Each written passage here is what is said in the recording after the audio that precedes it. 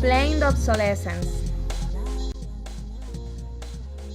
Before, the goal for manufacturers or companies was a long life for their products or services.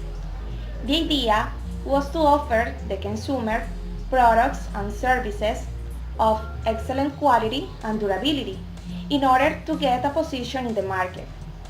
However, this has changed due to planned obsolescence. It's called planned obsolescence to the determination, planning, or programming of the end of the useful life of a product or service. So that after a period calculated by the manufacturer or by the company during the design phase of that product or service, it becomes obsolete, not functional, useless, or unusable. For example, there are printers that are blocked when these reach a certain number of impressions, batteries that do not turn on within 18 months of being purchased, light bulbs that melt within 1,000 hours of use.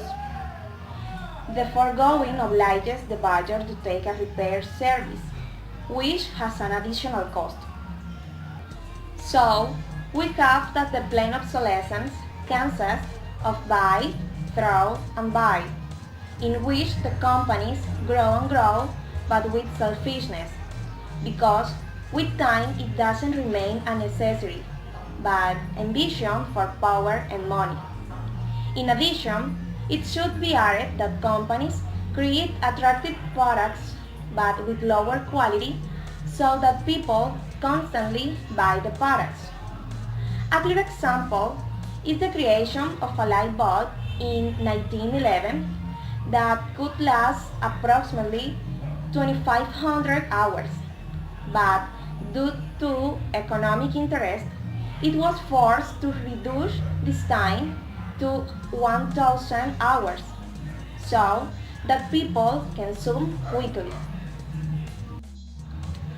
What the production industries have achieved is that people are part of the planned obsolescence of a consumer society that seeks to change the lifestyle of each person according to what is offered and what they want, generating in the consumer the desire to have something new, something modern. In this way, the phenomenon of planned obsolescence has been evolving, and it has been transformed into perceived obsolescence, which is defined as a subliminal message that the manufacturer transmits so that the consumer changes the image of the product that he already has and begins to be discontent with it. This type of techniques are referred to the subjective attributes that consumers bring in it, such as good taste, latest fashion, and social status. In addition, as prices are become more accessible, people start shopping for fun and not out of necessity. This is where the planned obsolescence is not only the fault of the companies and the government. The consumer also has great responsibility in this vicious circle in which they live. Consumers want to have the novelty readily available. They allow themselves to be surrounded by marketing campaigns, and they convince themselves to need the latest cell phone, a better PC, the newest version of a video game, and countless examples.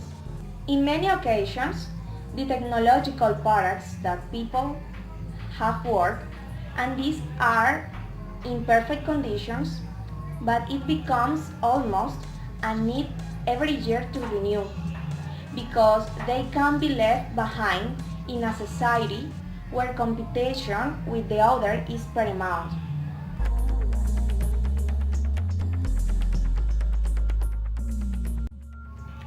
Now, Let's look a little at the repercussions of this phenomenon of planned obsolescence from the environmental part. Because the immediate economic profit is the objective of planned obsolescence, the care and respect for air, water, environment, and human have gone to the second level of priorities. Thus, it can be said that planned obsolescence generates great benefits for companies and it moves the world economy. But at the same time, it generates large amounts of garbage that go to other countries, generating a great environmental problem.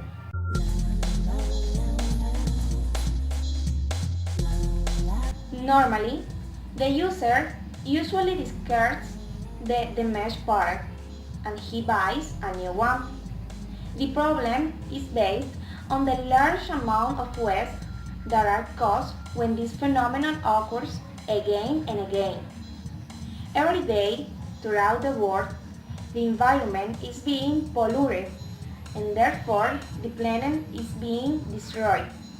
In addition, waste are often highly polluting and negatively affects both the integrity of the environment and the health of its inhabitants.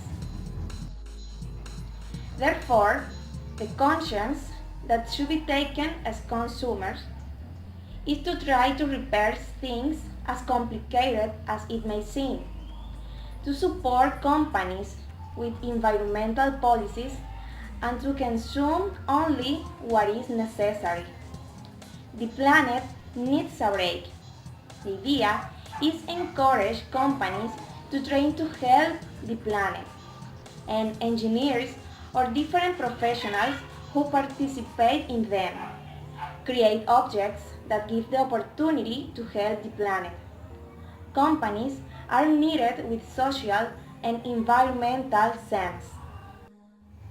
It's time to reflect on our lifestyle and how we support the big brands with the constant problem of pollution that exists.